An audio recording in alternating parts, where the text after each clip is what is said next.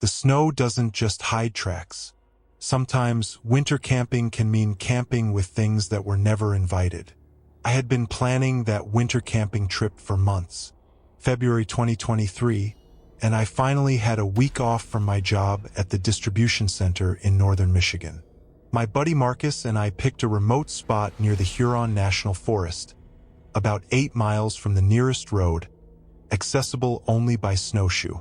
We wanted isolation, wanted to test our winter survival skills, wanted that pure silence you only get when you're surrounded by snow-covered pines and nothing else. We packed our gear into 2 sleds and started hiking in around noon on a Tuesday. The temperature was hovering around 15 degrees, cold enough to keep the snow from melting but not brutal.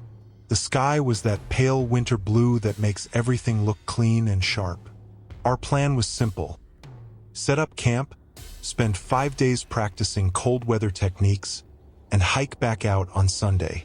The hike took us about 4 hours, pulling those sleds through powder that came up past our knees in some places. By the time we reached our chosen spot, a small clearing surrounded by dense forest, the sun was already starting to drop toward the horizon. We worked fast to set up our 4-season tent, get the camp stove running, and gather enough firewood to last through the night.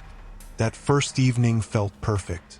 We cooked freeze-dried meals over the stove, melted snow for drinking water, and sat by a small fire talking about nothing important. The darkness came early, the way it does in winter, and by 6:30 we were surrounded by total blackness except for our fire and headlamps.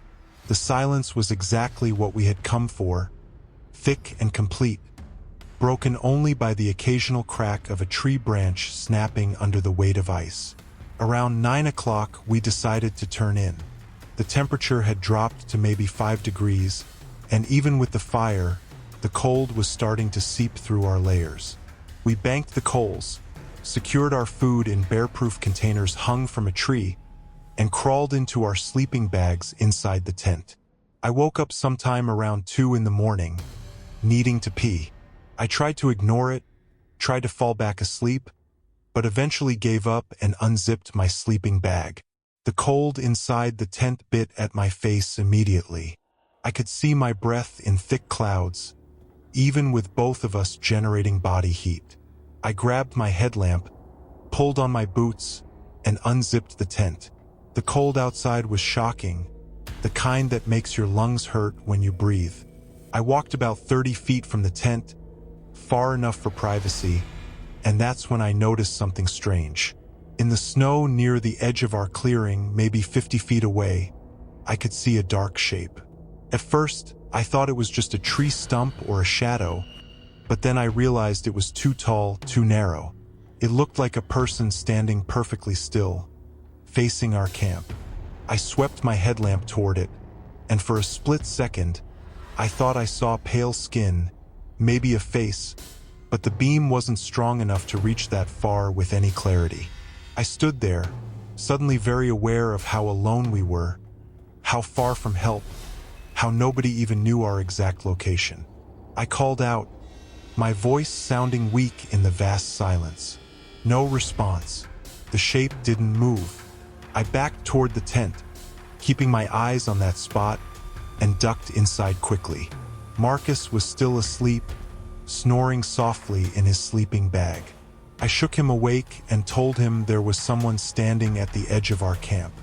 He groaned, probably thinking I was being paranoid, but he pulled on his boots and grabbed his headlamp. We both stepped outside, our lights cutting through the darkness. The spot where I had seen the figure was empty now. Just snow and trees, nothing else. Marcus walked over to where I had been pointing, and I followed, our boots crunching loud in the quiet. When we reached the area, we found footprints, not our own. They were barefoot impressions in the snow, each one clearly showing 5 toes, a heel, and arch. They led from the tree line directly to the spot where the figure had been standing, then stopped. There were no prints leading away. We stood there staring at those footprints, neither of us saying what we were both thinking. It was 5 degrees outside. Nobody walks barefoot in snow at 5 degrees. Nobody survives it. Marcus suggested maybe it was an animal, maybe a bear standing upright, but I had seen bears before, and this wasn't that. The proportions were wrong, the stance too human. We went back to the tent, but neither of us slept. We just lay there in our sleeping bags, listening, waiting for something to happen. Around 4 in the morning, we heard it. Footsteps in the snow, slow and deliberate, circling our tent. Not the crunching sound of boots, but something softer, almost padding, like bear skin on powder. The steps moved around us in a wide loop, never getting closer than maybe 20 feet, just circling over and over. Marcus whispered that we should go outside, confront whatever it was, but I shook my head. Something about those footsteps felt wrong, felt like a test, like whatever was out there wanted us to come out. So we stayed inside, barely breathing, listening to that slow, patient circling until the sun started to rise around 7:30. When we finally unzipped the tent, the footprints were everywhere. Dozens of them, barefoot impressions circling our camp in overlapping paths. Some of them pressed so deep into the snow they looked like they'd been made by someone heavy, someone pressing down with more weight than should be possible. We followed one trail back into the trees, and about 100 yards out, we found a spot where something had been lying in the snow. The impression was human-shaped, arms at the sides, legs together, but the snow around it was completely undisturbed, like whatever made it had simply appeared there and then vanished. We packed up our gear in less than an hour, not talking much, just moving with quiet urgency. The hike back to the trailhead took 3 hours, and I kept looking over my shoulder the entire time, expecting to see that figure standing between the trees, watching us leave. We never saw it again, but twice I heard something moving parallel to us in the forest, staying just out of sight, pacing us as we walked. When we got back to Marcus's truck, we sat in the cab with the heater blasting, neither of us saying anything for a long time. Finally, Marcus asked if I thought we should report it to the Forest Service, tell them someone might be out there in trouble. I thought about those barefoot prints, about the circling, about that shape standing motionless in the cold. Whatever we had encountered, it wasn't someone in trouble. It was something else entirely. We drove home that afternoon and never went back to that area. About a month later, I saw a post on a hiking forum from another camper who had been in the same general region. They described waking up to find barefoot prints circling their tent, and something standing at the edge of their camp that disappeared when they shined a light on it. The Park Service never commented on the post, never acknowledged it. But that camper, like us, never returned. Story 2. What breathed in the snow cave. January 2021 found me on a solo winter camping trip in the White Mountains of New Hampshire, something I had done a dozen times before without incident. I had always felt confident in my skills, comfortable with the isolation, at peace with the cold. That trip changed everything. I parked at the trailhead around noon on a Saturday and started the hike toward a spot I had camped before. A small plateau about 6 miles in with good wind protection and a reliable water source from a nearby creek. The temperature was around 20 degrees, with forecasts calling for clear skies and dropping temps overnight, perfect conditions for winter camping. The hike was uneventful. Fresh snow from 2 days earlier made the trail slow going, but the effort kept me warm. I reached my camping spot around 4 in the afternoon, just as the light was starting to fade. Instead of setting up a tent, I decided to build a snow cave, something I had practiced but never actually slept in overnight. The snowpack was perfect for it, deep and dense, and I spent the next 2 hours carving out a space big enough to lie down in, with a small entrance tunnel and a raised sleeping platform to keep me above the cold air that would settle at ground level. By 7 o'clock, I had finished the cave, organized my gear inside, and started melting snow for dinner. The cave was surprisingly warm, the snow insulating against the wind, and I felt proud of the work, felt like I had accomplished something real. I ate my meal, read by headlamp for a while, and settled into my sleeping bag around 9:30. That's when I first heard it. A sound like breathing, slow and raspy, coming from somewhere inside the cave. I sat up, shined my headlamp around the small space, and saw nothing. The walls were smooth, the entrance tunnel empty, my gear exactly where I had left it. I told myself it was just the wind moving through the tunnel, creating an acoustic effect. I lay back down and closed my eyes. The breathing continued, steady and rhythmic, and now I could feel it. A faint movement of air against my face, warm and humid, like someone exhaling right next to me. I opened my eyes and turned on my headlamp again, sweeping it across every inch of the cave. Nothing, but the breathing didn't stop. It matched the rhythm of my own breath, inhaling when I inhaled, exhaling when I exhaled, like something was syncing itself to me. I lay there frozen, listening, trying to rationalize what I was hearing. Snow caves can create strange sounds, I told myself. The structure settles, air moves through gaps, your own breathing echoes in weird ways. But this didn't sound like an echo. It sounded like a second person, lying right beside me in that tiny space. I reached out slowly and felt along the wall of the cave, checking for gaps or holes that might explain the sound. My fingers found nothing but solid, smooth snow. The breathing grew louder, closer, and now I could hear a faint wetness to it, like someone with fluid in their lungs struggling to draw air. I grabbed my headlamp and pressed myself against the far wall, as far from the sound as I could get in that cramped space. That's when I saw it. A depression in the snow ceiling directly above where I had been lying.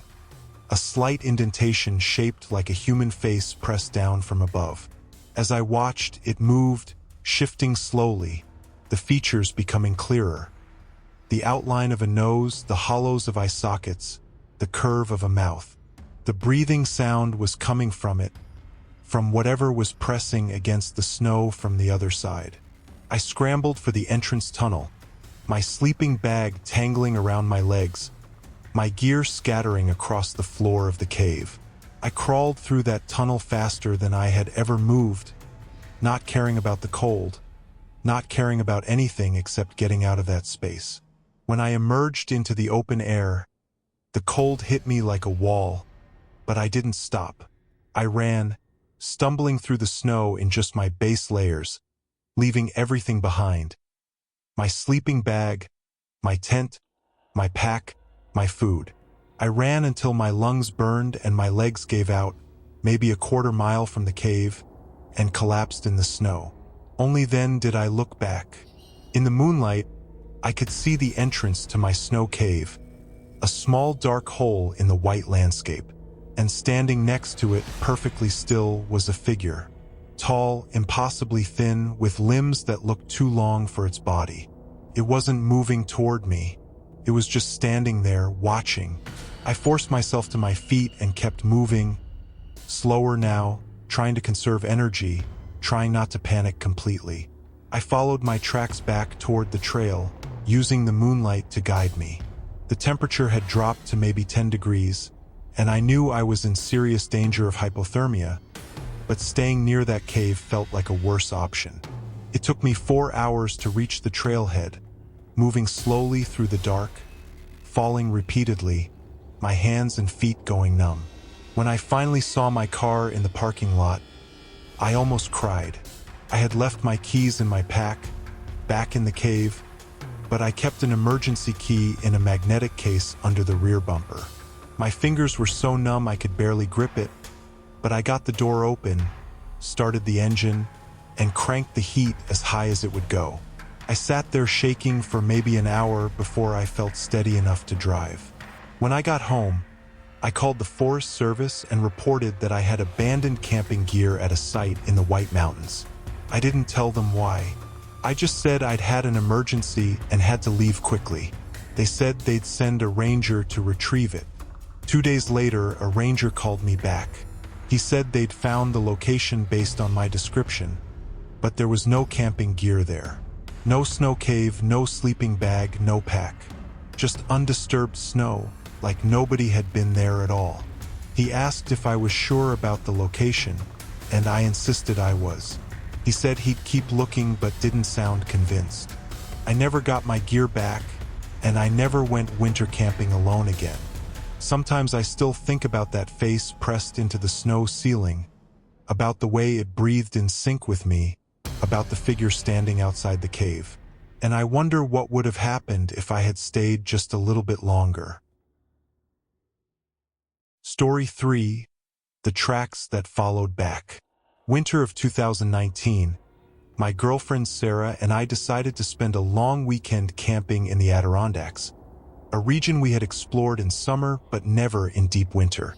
We weren't experts, but we had decent gear and enough experience to feel confident. We chose a campsite near Lake Colden, accessible by a 7-mile hike through thick forest, expecting solitude and scenery.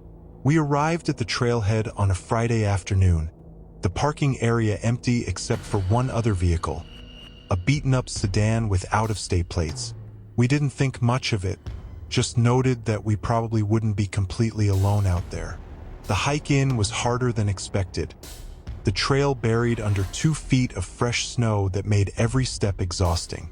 We took turns breaking trail, sweating despite the cold, and by the time we reached the campsite, the sun was already setting. We set up our tent quickly, gathered firewood, and got a fire going before darkness fell completely. The site sat in a small clearing surrounded by towering pines, with the frozen lake visible through the trees about 200 yards away. The temperature was dropping fast, probably into the single digits, and we huddled close to the fire, cooking dinner and talking about the hike ahead of us tomorrow.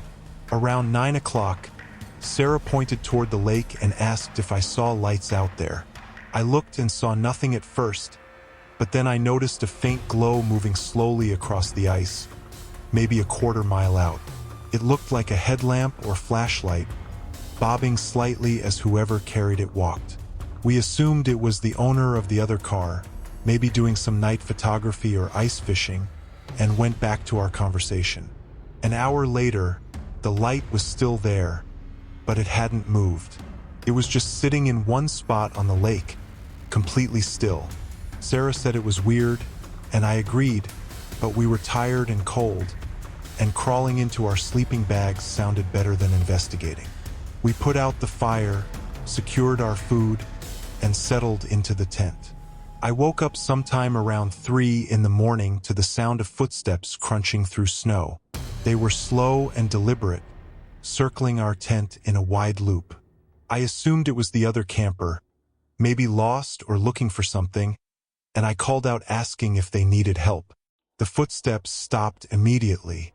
I waited for a response, but none came. After a minute of silence, the footsteps started again, continuing their loop around us. Sarah was awake now, gripping my arm, whispering that something felt wrong. I unzipped the tent and shined my headlamp into the clearing. Nothing. No person, no animal, just our footprints from earlier and one other set.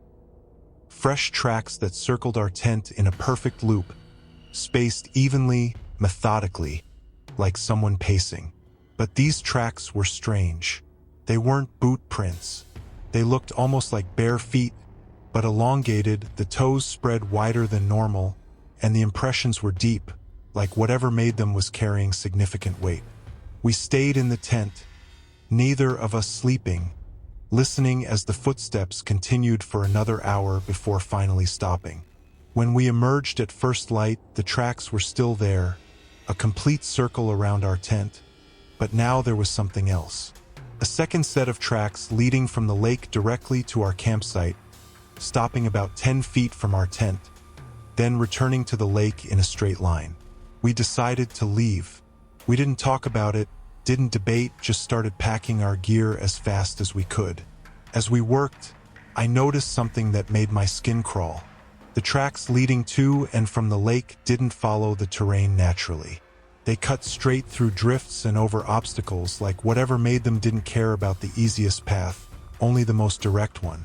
We started hiking out around 8 in the morning, moving as fast as the snow would allow. About 2 miles from the trailhead, Sarah stopped suddenly and pointed behind us. I turned and saw what she was seeing. Fresh tracks in the snow following our trail, matching our pace exactly. We hadn't heard anyone behind us, hadn't seen any movement, but those tracks were there, appearing in the snow as if someone was walking invisibly just a few yards back. We started moving faster, almost jogging despite the difficult terrain. The tracks behind us kept pace. Every time we stopped to catch our breath, we could see them stretching back along the trail, always the same distance behind us, never getting closer, never falling back.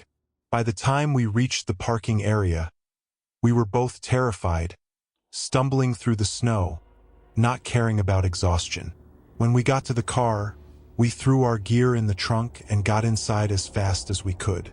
I looked back toward the trailhead and saw the tracks emerging from the forest, stopping at the edge of the parking lot, as if whatever made them had reached an invisible boundary it couldn't cross.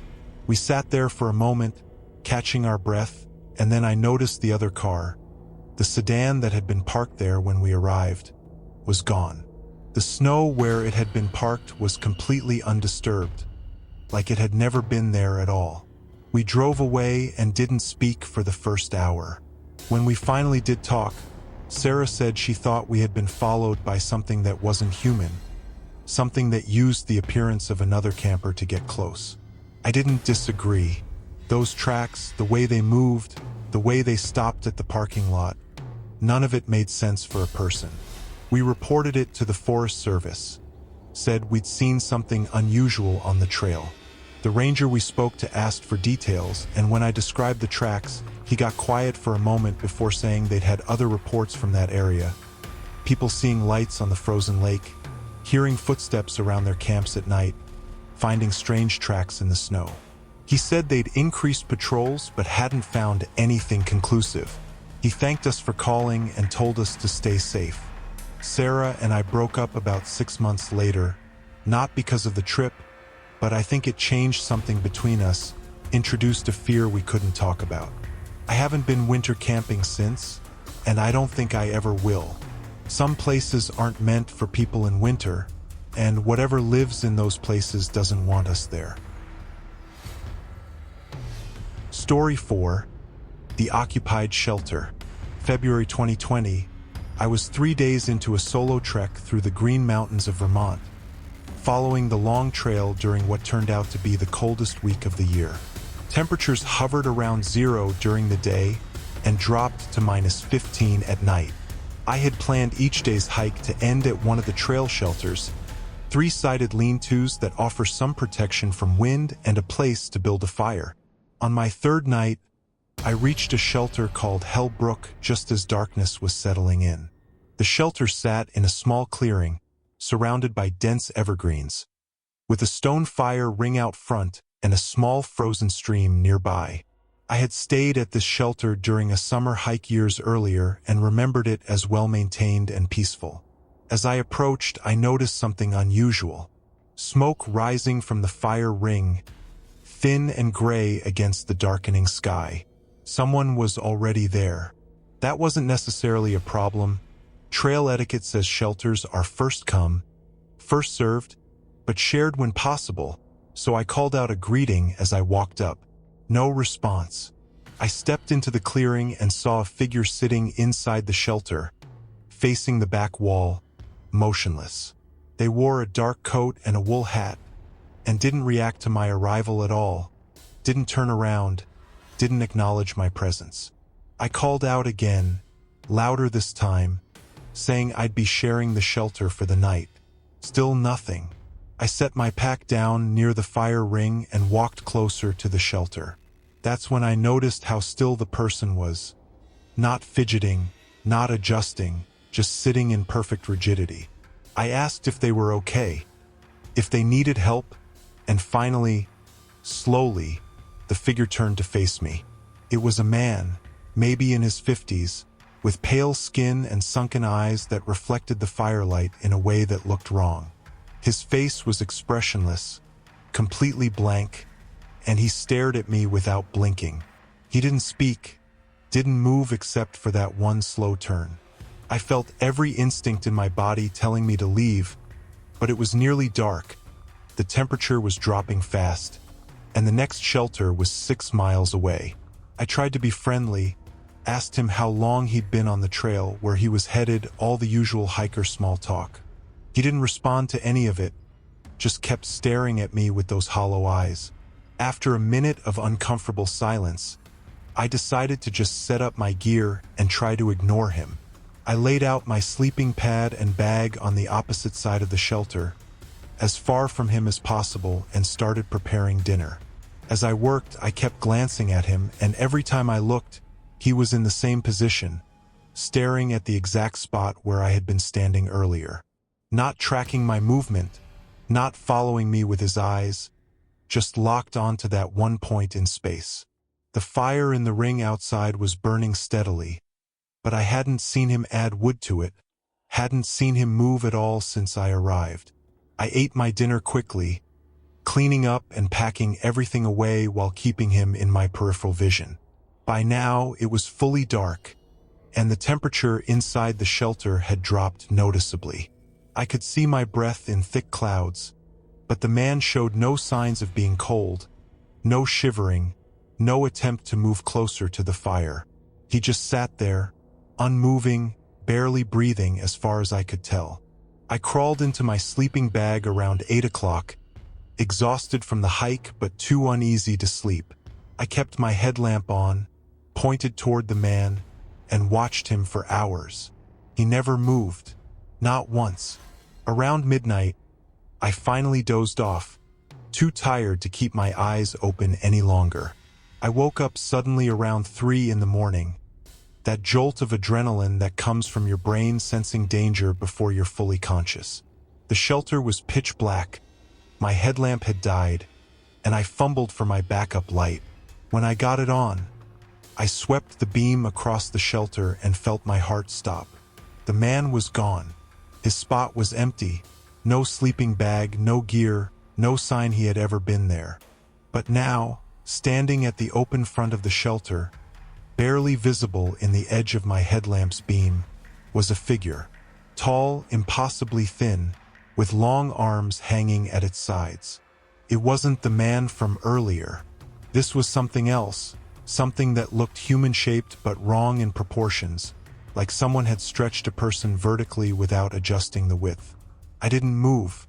I barely breathed. The figure stood there for what felt like an eternity, swaying slightly, and then it stepped backward into the darkness and vanished. I stayed in my sleeping bag, frozen, until the sun came up around 6:30.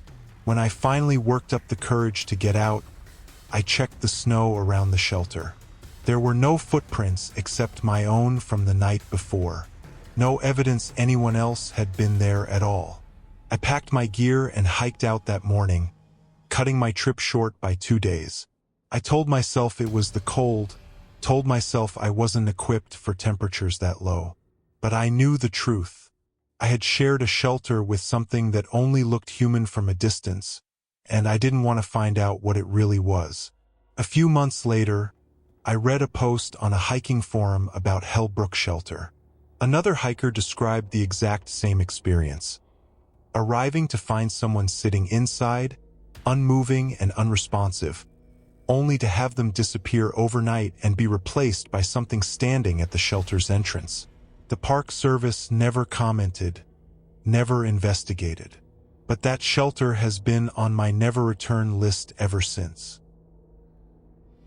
Story 5: The Whispering Valley. Late December 2022, I joined a group winter camping expedition in Montana's Beartooth Range, an area known for its brutal weather and stunning isolation. There were 5 of us. Myself, 2 guys from Colorado who ran an outdoor gear company, and a couple from Oregon who documented their adventures online. We planned a week-long traverse, moving camp every 2 days, covering about 30 miles total. The first 3 days went smoothly. Cold but manageable, scenery that justified every ounce of suffering, and good group dynamics. On the fourth day, we descended into a narrow valley, the map labeled as Whisper Creek Basin, a name I thought was poetic until we actually got there. The valley was strange from the start. The wind that had been constant for days suddenly died the moment we dropped below the ridge line, leaving an unnatural stillness. The temperature felt warmer, too warm for the elevation and conditions, almost like the valley was insulated from the surrounding environment. We set up camp near a frozen stream, remarking on how quiet everything was. No wind, no birds, no sounds except our own voices and the crunch of snow under our boots. As we organized our gear, one of the Colorado guys, named Brett, said he kept hearing something, a voice just at the edge of perception. The rest of US didn't hear anything, and we joked that he was getting altitude sickness. But as the afternoon wore on, I started hearing it too, a faint whisper that seemed to come from everywhere and nowhere at once. I couldn't make out words, just a soft, continuous murmur that felt like it was coming from inside my own head. By evening, all 5 of us had acknowledged hearing it. We tried to rationalize wind moving through rock formations, acoustic tricks of the valley, even shared hallucination from mild hypoxia. But none of those explanations felt right. The whispering had rhythm, cadence, like language we couldn't quite understand. That night, things got worse. We huddled around a fire, eating dinner and trying to ignore the whispering, which had grown louder as darkness fell. Around 10 o'clock, the couple from Oregon, Jenna and Mark, both said they heard their names being called. Not whispered, but spoken clearly, in voices that sounded like their own family members. Jenna started crying, saying it sounded exactly like her dead mother.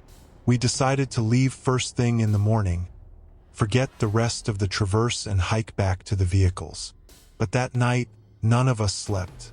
The whispering grew into distinct voices, each of us hearing different things. Brett heard his father, who had died 3 years earlier, calling him into the trees. I heard my sister's voice, even though my sister was alive and well in Michigan, begging me to come find her in the dark. The worst part wasn't the voices themselves. It was the pull they created, an almost physical compulsion to leave the tent and walk toward the tree line. We took turns staying awake, making sure nobody left, literally holding each other back when the urge became overwhelming. Around 4 in the morning, Mark couldn't take it anymore. He unzipped the tent and ran outside before any of us could stop him. We grabbed our headlamps and chased after him, following his tracks through the snow toward the frozen creek.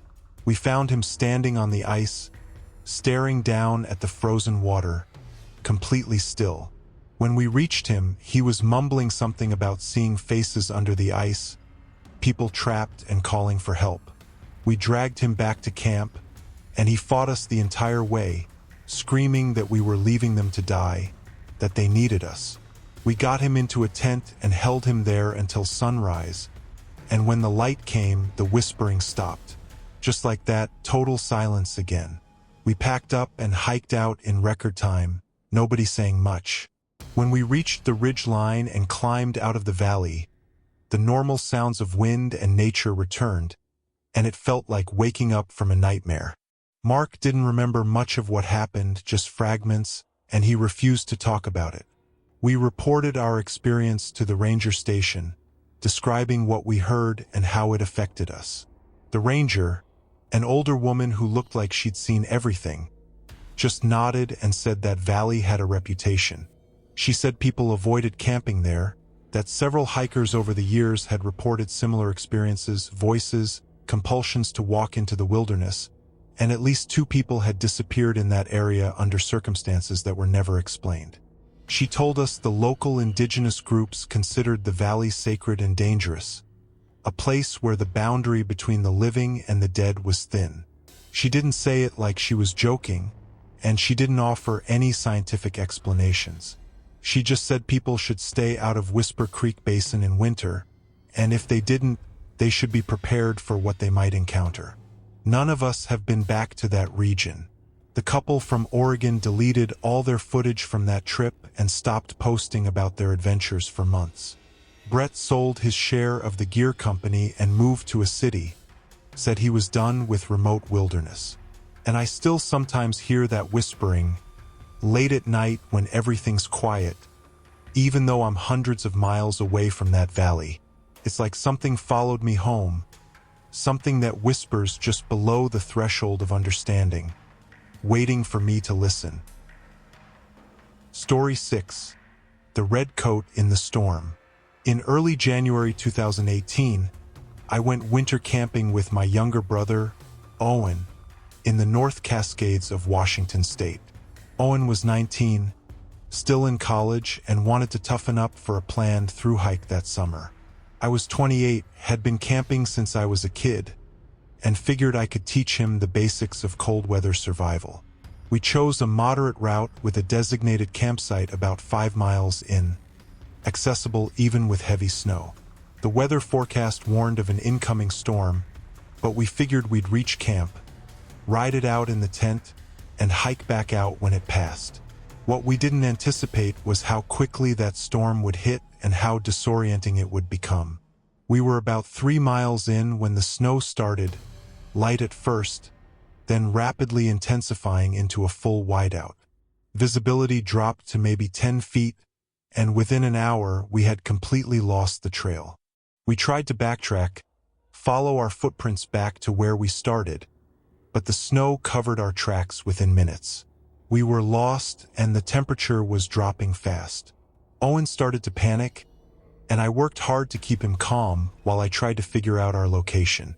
We had a GPS, but the screen showed we were miles off course, which didn't make sense given how carefully we thought we'd been navigating. I decided we needed to find shelter immediately, set up the tent wherever we could, and wait out the storm rather than risk wandering further into the wilderness. We found a cluster of trees that offered some wind protection and started clearing snow to pitch the tent. That's when Owen grabbed my arm and pointed through the storm. A figure, maybe 50 yards away, wearing a bright red coat, standing completely still. We called out, thinking it might be another hiker in trouble, but they didn't respond. Owen waved his arms, and the figure started walking toward us, slow and deliberate. As it got closer, I realized something was wrong. The person's gait was off, stiff and mechanical, like they were walking through deep snow without bending their knees. The red coat looked old-fashioned, the kind you'd see in photographs from decades ago, and their face was hidden by a hood pulled low. When the figure was about 20 feet away, it stopped, just stood there, facing us but not moving. I yelled, asking if they needed help, if they were lost. No response. Owen whispered that we should leave, that something about this person felt wrong. I agreed, but I didn't know which direction to go in the whiteout. The figure raised one arm slowly and pointed past us, deeper into the trees. Then it turned and started walking in that direction, moving with that same strange, stiff motion. Owen and I looked at each other, and without discussing it, we decided to follow. It seemed insane, but this person clearly knew where they were going, and we were desperate. We followed the red coat through the storm for what felt like miles, though distance was impossible to judge. The figure never looked back, never slowed down, just kept moving through the trees with an unnatural confidence. Eventually, we emerged into a small clearing with an old, abandoned cabin sitting at the center. The figure walked straight to the door, pushed it open, and disappeared inside. We approached cautiously and looked through the doorway. The cabin was empty. No person, no red coat, just a single room with a broken chair and a cold fireplace. But it was shelter and we were freezing, so we went inside and closed the door against the storm. We stayed in that cabin for 2 days while the storm raged outside. We had enough food and could melt snow for water, so we were safe, but the whole time I couldn't stop thinking about the figure in the red coat. On the second night, Owen woke me up and pointed to the window. The figure was standing outside, facing the cabin, barely visible through the blowing snow. It stood there for hours, unmoving, while we huddled inside and tried not to look. When the storm finally passed and we hiked out, we tried to find that cabin again, thinking we should report its location in case other hikers needed emergency shelter. We searched for hours, retracing our route as best we could, but we never found it. The GPS showed no structures in that area, and the ranger we spoke to said there were no abandoned cabins on that part of the mountain. We never figured out who or what led us to safety. Owen thinks we hallucinated the whole thing, a survival response in extreme conditions. But I remember that red coat, the way it moved, the way it waited outside the cabin. And I remember that when we finally reached the trailhead, there were no footprints in the snow except our own. Story 7. The Voice on the Ice. November 2021. 3 friends and I planned a camping trip to a remote lake in northern Minnesota known for early ice formation and excellent winter fishing. The lake was called Phantom Lake, though I didn't think much of the name at the time. The plan was to set up camp on the shore, do some ice fishing during the day, and enjoy the kind of solitude you can only get in the deep wilderness during winter. None of us were prepared for what we encountered.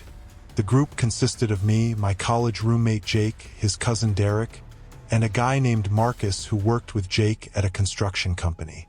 We'd all done winter camping before, had the right gear, knew the safety protocols. This wasn't our first trip into harsh conditions, so we felt confident as we drove up that Friday afternoon. We arrived around 3 o'clock in the afternoon, the sun already starting its early winter descent.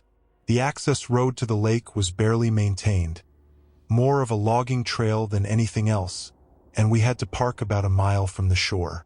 We loaded our gear onto sleds and started the hike in, pulling our supplies through snow that came up past our ankles. The lake sat in a natural basin surrounded by dense pine forest, the kind of place that feels cut off from the rest of the world. The surface was completely frozen, a vast expanse of white stretching maybe half a mile across. The ice had that cloudy, gray appearance that comes from rapid freezing, and we could see pressure ridges where the ice had buckled and refrozen into jagged lines. We set up our tents near the tree line on the eastern shore, where we'd have some protection from the wind that swept across the open ice. The temperature was hovering around 20 degrees, cold but manageable, and the forecast called for clear skies all weekend. We got a fire going, cooked an early dinner, and then grabbed our ice augers and fishing gear to test the ice before it got too dark. Jake and I drilled a few test holes about 50 feet from shore, measuring the ice thickness with a tape measure. Came in at 7 inches, more than enough to support our weight safely. The general rule is 4 inches for walking, 5 inches for snowmobiles, so we were well within the safe range. We baited some tip-ups, simple fishing rigs that flag when you get a bite, and set them at various distances from shore. As darkness fell, we returned to camp and settled around the fire. The temperature had dropped into the teens, and the clear sky meant it would probably hit single digits by morning. We passed around a bottle of whiskey, told stories, made plans for the next day's fishing. The lake was completely silent, that heavy winter quiet where sound seems to get absorbed by the snow and ice. No wind, no animals, just the occasional crack of the ice expanding and contracting, a sound like distant thunder that echoed across the frozen surface. Around midnight, Jake stood up to throw another log on the fire when he suddenly went still. He held up his hand, signaling us to be quiet, and tilted his head like he was straining to hear something. We all stopped talking and listened. At first, I didn't hear anything unusual, just the fire crackling, the ice groaning softly in the distance. But then it came through clearly, a voice calling from somewhere out on the lake. It was a woman's voice, high and desperate, yelling words I couldn't quite make out, but that sounded like a call for help. We grabbed our flashlights and headlamps, pulling on our boots and jackets while we tried to pinpoint the direction of the sound. The voice came again, clearer this time, definitely calling for help, and it seemed to be coming from the center of the lake. Marcus, who had training as a volunteer firefighter, immediately took charge. He said we needed to move fast but carefully, test the ice as we went, and be prepared for a rescue if someone had fallen through. We formed a line, Marcus in front with a rope coiled over his shoulder, and started walking toward the voice. The beam of our flashlights cut across the ice, illuminating the cloudy surface and the occasional pressure ridge. The voice kept calling, maintaining the same desperate tone, always seeming to come from just ahead of us.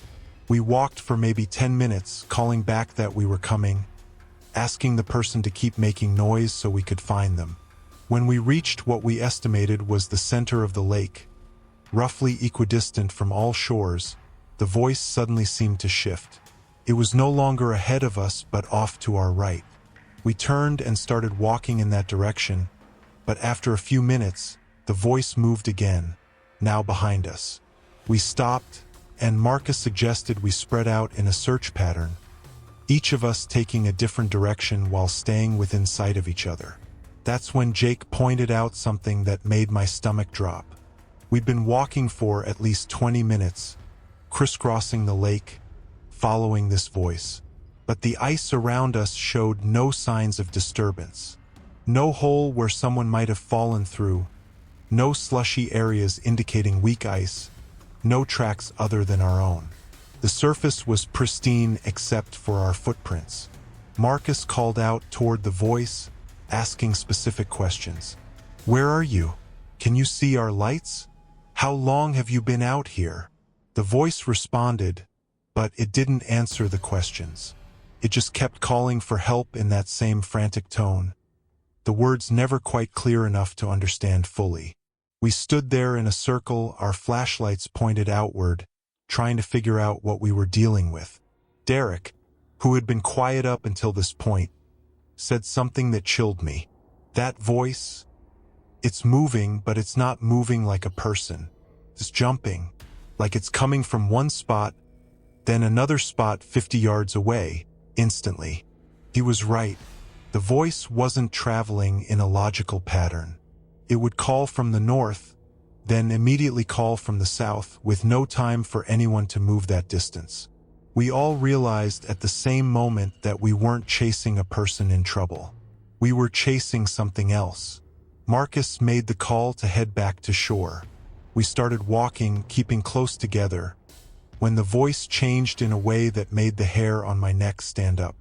It started repeating things we had said earlier that night around the fire. I heard my own voice calling my name, the exact inflection and tone I had used when telling a story an hour ago.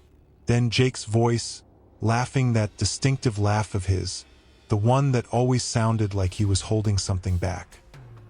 We walked faster, not quite running but moving with urgency. The voice, or voices now, because there seemed to be multiple sources, followed us. They mimicked our conversations, threw our words back at us in our own voices, sometimes slightly distorted, sometimes perfect. Derek's voice telling the joke he'd told earlier. Marcus describing the ice thickness measurement in his exact words.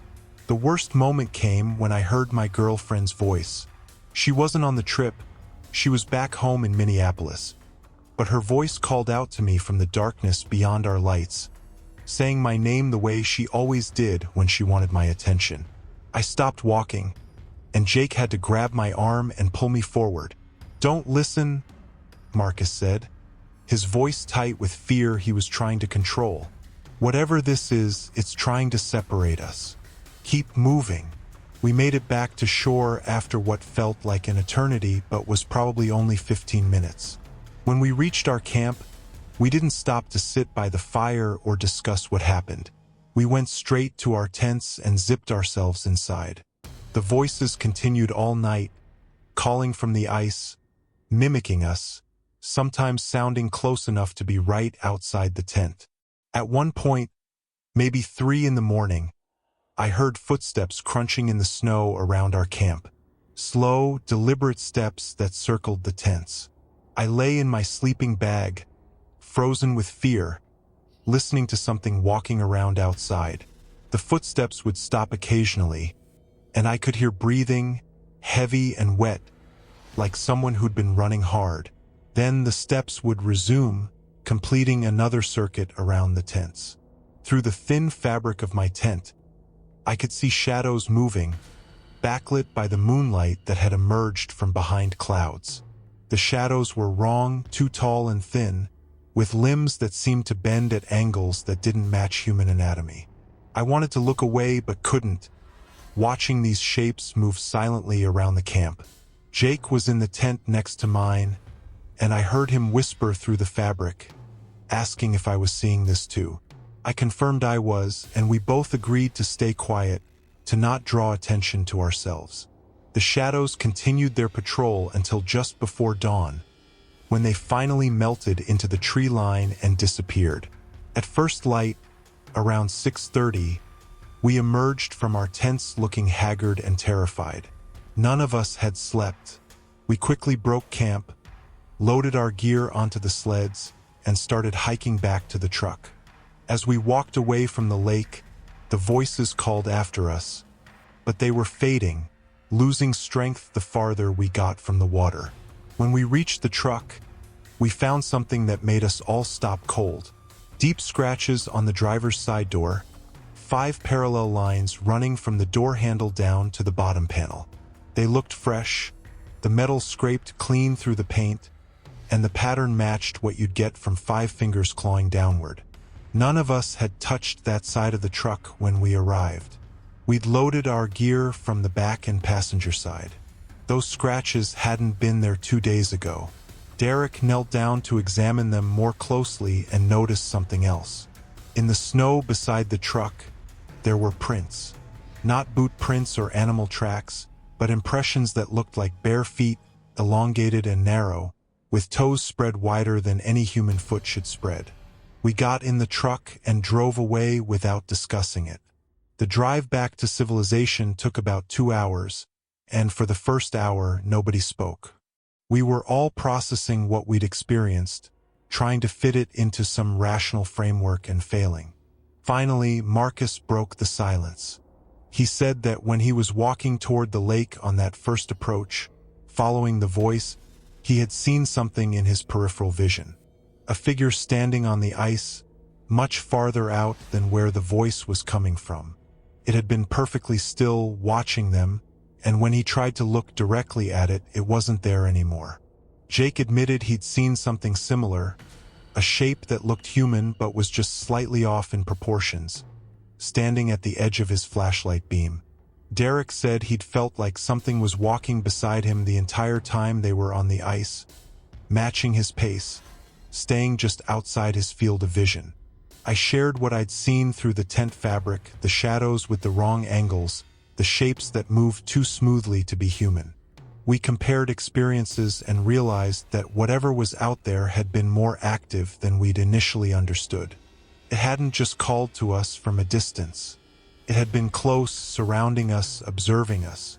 When we got back to Jake's apartment in Duluth, we tried to research Phantom Lake, looking for any history that might explain what we'd encountered. We found very little. The lake wasn't well documented, didn't appear in most recreational guides, and seemed to be avoided by local outdoor enthusiasts. The few references we found were vague, mentions of unusual acoustic properties, and warnings about ice conditions being unpredictable. On a hiking forum, we found one post from 3 years earlier. A user described camping at Phantom Lake and hearing voices on the ice, seeing figures that disappeared when approached directly. The responses to the post were mostly skeptical, people suggesting wind effects or exhaustion-induced hallucinations. But one response stood out, from someone who claimed to be a member of the local Ojibwe community. They wrote that the lake was considered spiritually dangerous, a place where the boundary between worlds was thin. They said that something lived in or under the lake, something that could mimic voices and appearances, that fed on fear and confusion. They advised never going onto the ice after dark and never responding to voices that called from the center of the lake. The post ended with a simple warning. Some places aren't meant for people. That lake is one of them. We tried to report our experience to the Minnesota Department of Natural Resources, calling the regional office and asking to speak to someone about Phantom Lake. The person we talked to seemed uncomfortable with the topic, saying they'd had other reports from that area over the years, things they couldn't explain. They'd once sent a team to investigate after a fisherman reported hearing voices, but the team found nothing unusual. However, they did note that several people had gone missing near that lake over the past 50 years, disappearances that were never solved. That information chilled us more than the experience itself. The idea that we might have ended up as another unsolved disappearance. Our tents found empty on the shore, our tracks leading onto the ice and just stopping. It made me realize how close we'd come to something terrible. None of us have been winter camping since. Jake sold all his cold weather gear on Craigslist. Derek moved to Arizona, said he was done with winters entirely. Marcus still does some camping, but only in summer, only in popular campgrounds with lots of other people around. I kept my gear, but it sits in my garage untouched. Every time I think about using it, I remember that night on Phantom Lake.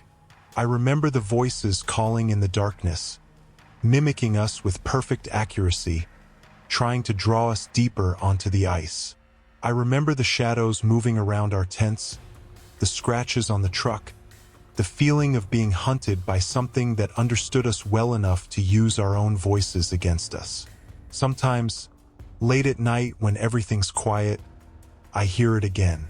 A faint voice calling from somewhere far away, using words I've said, matching my inflection perfectly. I know it's not real, no, it's probably just my mind replaying the trauma. But it sounds so real, so immediate, that I have to turn on lights and make noise to drown it out. Whatever lives at Phantom Lake, it's still there, waiting for the next group of campers to venture onto the ice after dark. And I hope, more than anything, that nobody else is foolish enough to answer when it calls. Story 8. The camp that was already there. In December 2023, I went solo camping in the Boundary Waters of northern Minnesota, an area I'd visited many times before but never in winter. The Boundary Waters is a vast wilderness of interconnected lakes and waterways, stretching along the Canadian border, one of the most remote and pristine areas in the lower 48 states. In summer, it's filled with canoeists and kayakers. In winter, it's almost completely deserted. I'd been planning this trip for months, waiting for the ice to form thick enough to support travel, but before the deep cold of January made camping dangerous. I wanted to paddle a canoe through partially frozen water to a remote island campsite I'd reserved through the Forest Service, spend a few days in complete isolation, and test my cold weather skills. The launch point was a small access site on the western edge of the Boundary Waters, and I arrived early on a Monday morning in mid-December. The temperature was around 25 degrees, with overcast skies that threatened snow. The lake I'd be paddling across was partially frozen, thick ice along the shores but open water in the middle, creating narrow channels I could navigate with care. I loaded my canoe with gear, a 4-season tent, cold weather sleeping bag, plenty of food, water filtration system, emergency supplies, and all the safety equipment required for solo winter travel.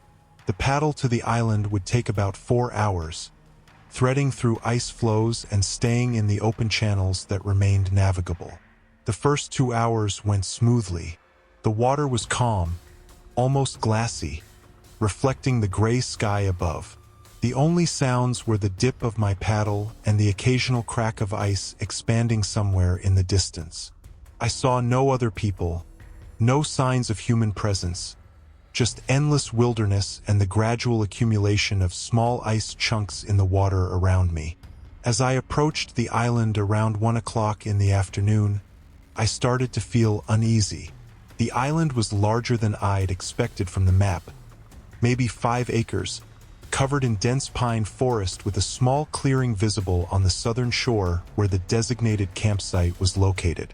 As I paddled closer, I noticed something that immediately set off alarm bells. Smoke was rising from the clearing, a thin gray column drifting up through the trees.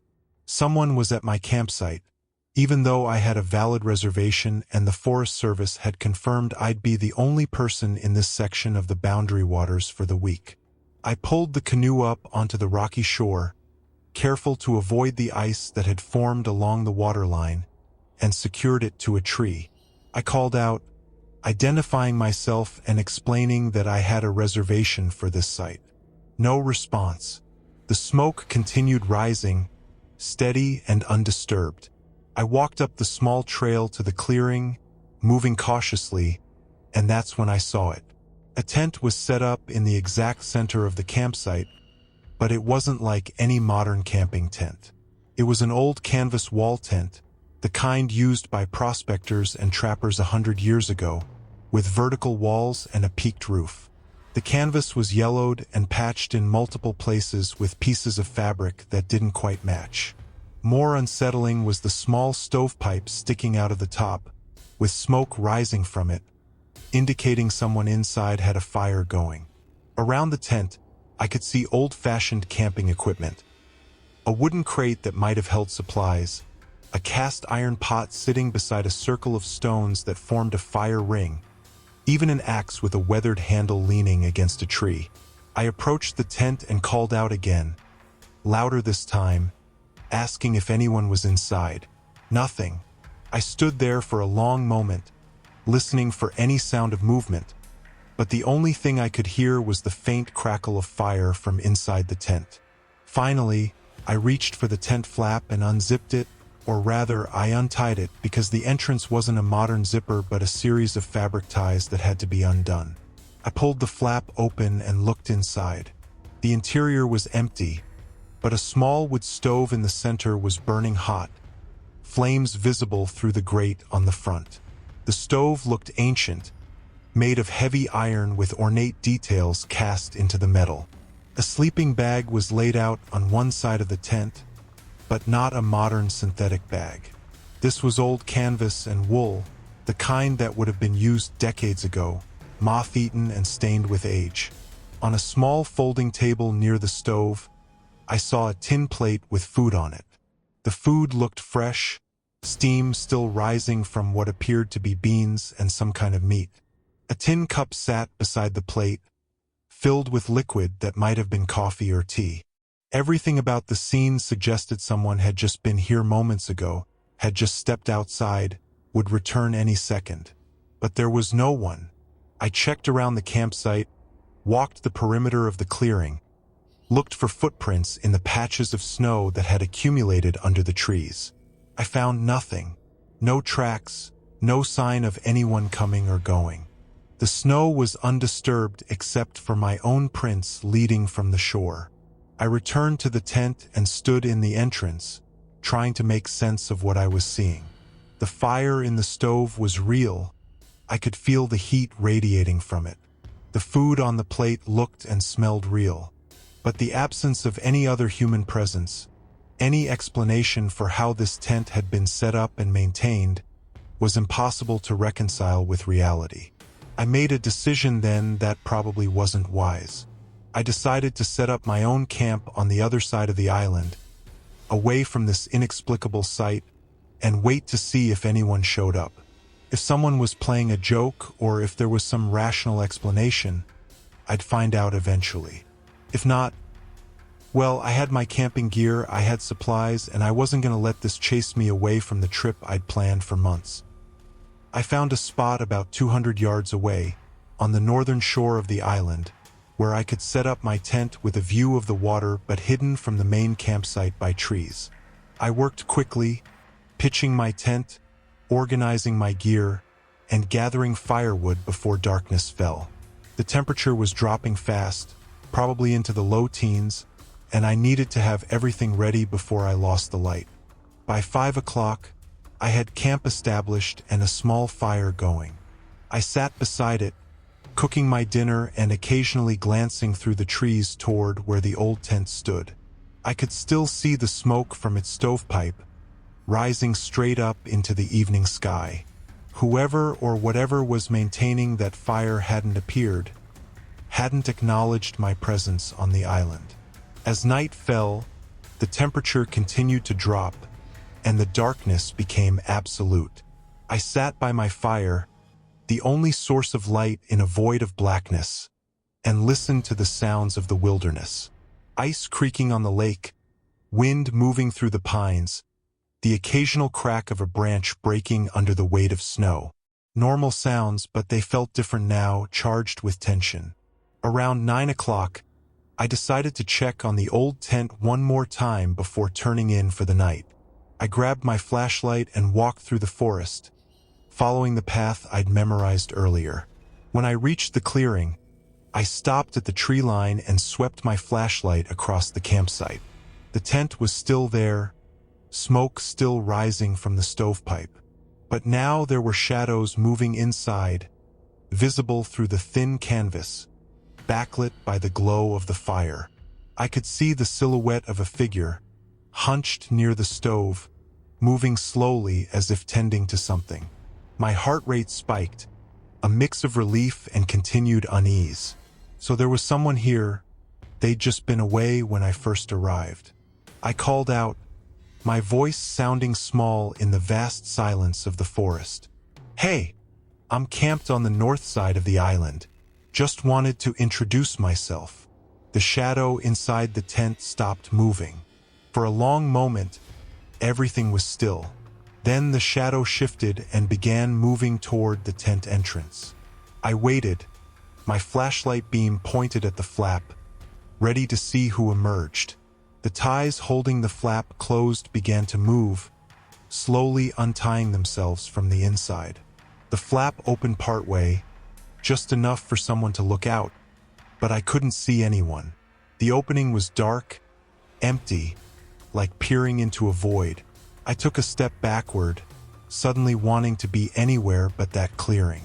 The flap opened wider, swinging fully to the side, and the darkness inside seemed to deepen, to become more than just an absence of light. It felt like something was about to emerge, something that had been waiting for this moment. I didn't stay to find out what it was.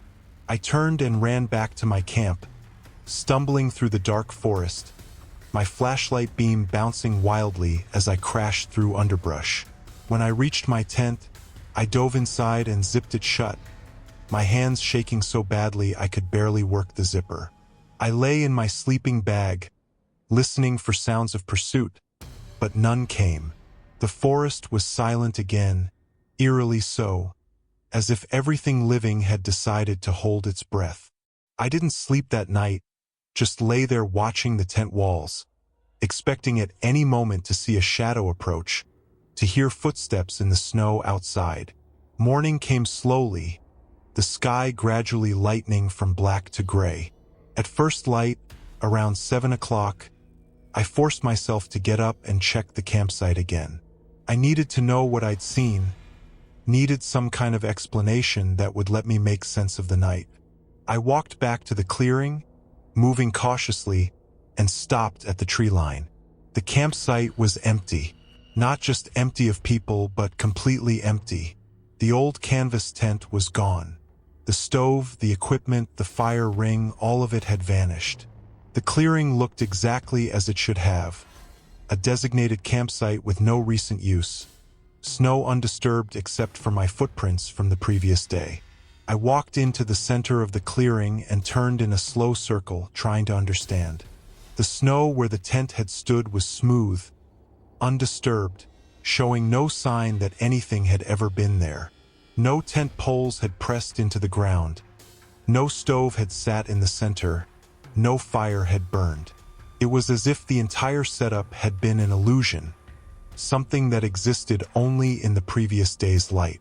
But I had seen it, had looked inside, had felt the heat from the stove. I had physical evidence in my memory, sensory details that couldn't be explained away as hallucination or misperception. I had touched the canvas, had smelled the wood smoke, had seen the steam rising from the food on that tin plate. I returned to my camp and packed up my gear with shaking hands. I didn't want to spend another minute on that island, didn't want to wait and see if the tent would reappear when darkness fell again.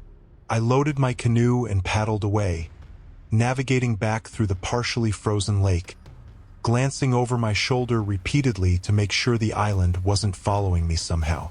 The paddle back to the access point took 3 hours, and by the time I reached shore, I was exhausted both physically and mentally. I loaded my gear into my truck and drove straight to the Forest Service office, determined to report what I'd experienced. The ranger I spoke to was a woman in her late 50s, with the weathered appearance of someone who'd spent most of their life outdoors. I told her everything, trying to keep my voice steady, trying not to sound like someone having a breakdown. She listened without interrupting, her expression neutral, and when I finished, she was quiet for a long moment. Finally, she asked which island I had been on, and I showed her on a map. She nodded slowly and said, "That island has a history." She told me that in the 1920s, a trapper had lived there seasonally, spending winters in a canvas tent, running trap lines across the frozen lakes. One winter, he disappeared. His tent and equipment were found intact, fire still burning in his stove, food still on his plate, but the man himself was never seen again. The ranger said that over the years, multiple campers had reported seeing an old tent on that island, always in winter, always set up as if someone was actively living there. Some people saw smoke, some saw shadows moving inside, but nobody ever encountered an actual person. The Forest Service had investigated several times but never found anything. No tent, no equipment, no evidence of recent use. She told me the island wasn't supposed to be available for reservations in winter, that the Forest Service had stopped issuing permits for it after too many incidents. She checked her computer and frowned, saying my reservation shouldn't have been processed, that there must have been an error in the system. I asked her what she thought was happening on that island, whether she believed there was something genuinely paranormal about it. She looked at me for a long moment and said, "I've worked in these woods for 30 years. I've seen things I can't explain, heard things that don't make sense. That island is one of several places in the Boundary Waters where something strange happens, especially in winter. I don't know if it's a ghost, a time slip, or something else entirely. But I know that people who camp there alone in winter have experiences like yours, and I know that trapper was never found." I left the Forest Service office with more questions than answers. In the months since, I've tried to research the trapper, find records of his disappearance, learn more about what happened to him. I found scattered references in old newspaper archives, brief mentions of a missing person case that was never solved. But the details are scarce, lost to time, and incomplete record keeping. What bothers me most isn't what I saw, but what I didn't see. When that tent flap opened and I looked into the darkness inside, I felt like something was looking back at me, something that existed in that space between past and present. Something that wanted me to step inside, to cross whatever threshold separated the old canvas tent from my modern nylon shelter. I'm glad I ran. I'm glad I didn't stay to see what would have emerged from that darkness. Because I think whatever maintains that campsite, whatever keeps the fire burning in that ancient stove, isn't trying to communicate or connect. It's trying to replace what it lost. It's looking for someone to take the place of the trapper who disappeared, someone to fill that empty tent and become part of the loop that repeats every winter on that remote island. I won't be going back. That island can keep its secrets, can keep replaying whatever scene from the past has become trapped there. But sometimes, late at night, I think about that moment when the flap opened, about the darkness inside that seemed to reach out toward me, and I wonder what I would have seen if I had stayed just a few seconds longer. Story 9. The Breathing Under the Snow. February 2020, I joined a weekend winter camping workshop in the Sierra Nevada mountains of California. specifically designed to teach advanced cold weather survival techniques. The workshop was run by an experienced mountaineer named Tom Hendricks, who had summited several major peaks and taught wilderness skills for over 20 years. There were 8 participants, ranging from experienced backpackers to relative novices who wanted to push their limits. The focus of the workshop was snow cave construction, a critical survival skill for anyone spending time in high-altitude winter conditions. Snow caves, when built properly, can provide surprisingly good insulation and protection from wind, maintaining interior temperatures well above the outside air, even without any heat source. We drove up to a remote area of the Sierras, parking at a trailhead around 8,000 feet elevation. From there, we hiked about 3 miles to a suitable location, a large snowfield with deep, dense pack perfect for cave construction. The area was surrounded by sparse pines and offered good visibility in all directions, important for the teaching aspects of the workshop. Tom divided us into pairs, assigning each team a section of the snowfield where we'd construct our own caves. My partner was a woman named Sarah from Sacramento, a nurse with some camping experience but new to winter conditions.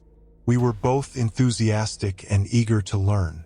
Tom spent the first few hours teaching us technique, how to test snow density, how to design the entrance tunnel to trap cold air while allowing ventilation, how to create a raised sleeping platform, and how to ensure structural integrity. The science behind snow caves is fascinating, and Tom was thorough in his explanations. By late afternoon, all 4 teams had completed their caves, and we gathered for a communal dinner cooked on camp stoves. Tom inspected each cave, offering suggestions for improvements, and declared them all safe for occupation. We'd sleep in our caves that night, he explained, to get the full experience and understand how they perform in real conditions. As darkness fell and the temperature dropped into the single digits, we retreated to our individual caves. Sarah and I had built ours near the eastern edge of the snowfield, a solid structure with good headroom and a well-designed sleeping platform. We arranged our sleeping bags, tested our headlamps, and settled in for the night, exhausted from hours of digging but satisfied with our work. The cave was remarkably warm compared to the outside air, probably maintaining around 32 degrees inside while it was maybe 5 degrees outside. The walls glowed faintly with moonlight filtering through the snow, creating a serene, blue-white ambience.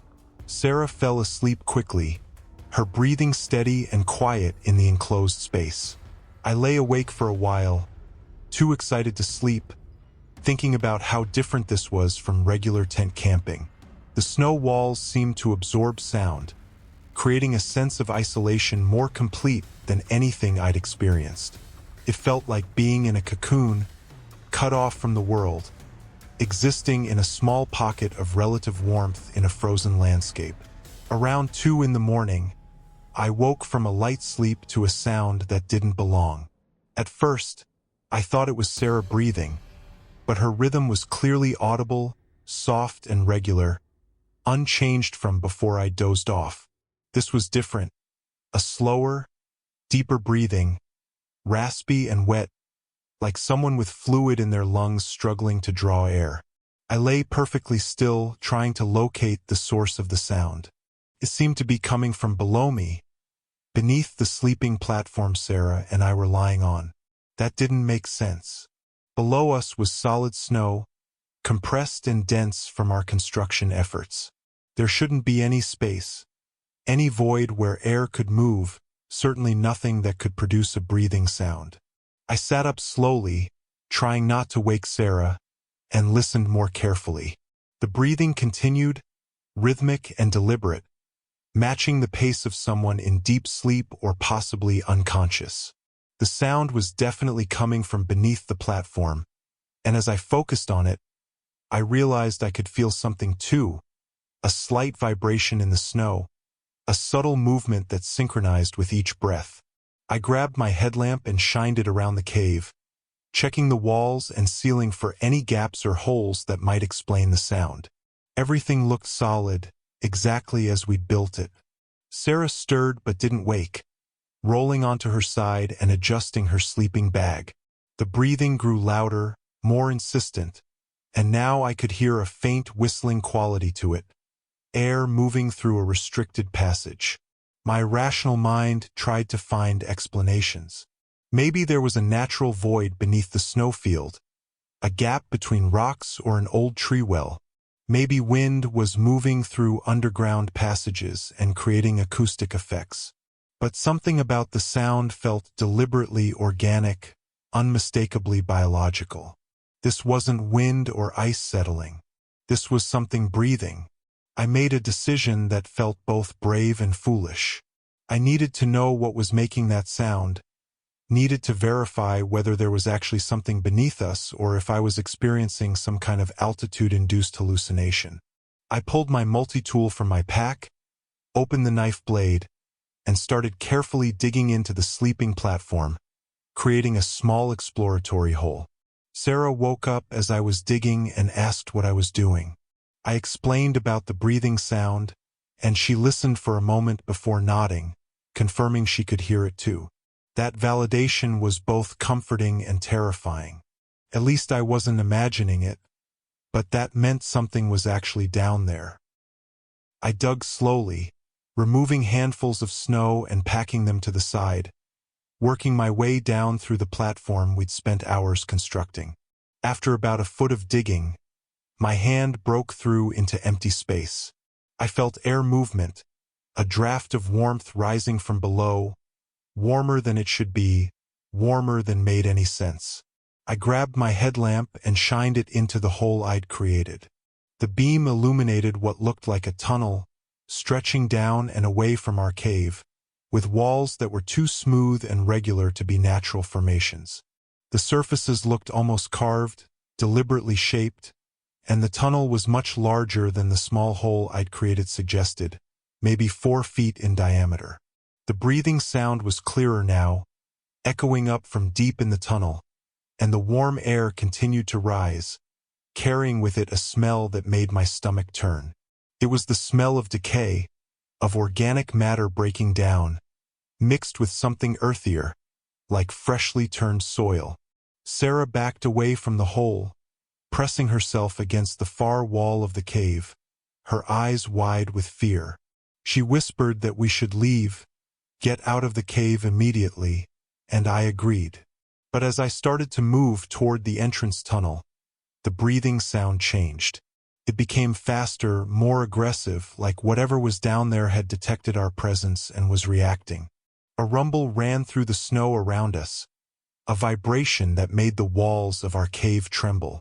I heard what sounded like movement in the tunnel below, something large shifting position, and the warm air suddenly stopped flowing. In its place came a blast of cold, so intense it felt like opening a freezer door, and with it came a sound that I can only describe as a growl, low and resonant, vibrating through the snow and into my chest. We scrambled for the exit, Sarah first, then me, crawling through our entrance tunnel as fast as we could. Behind us, I heard the sleeping platform we'd been lying on collapse, snow and ice falling into the void below with a series of crashes and thuds. We emerged into the open air, gasping and stumbling, and turned to look back at our cave.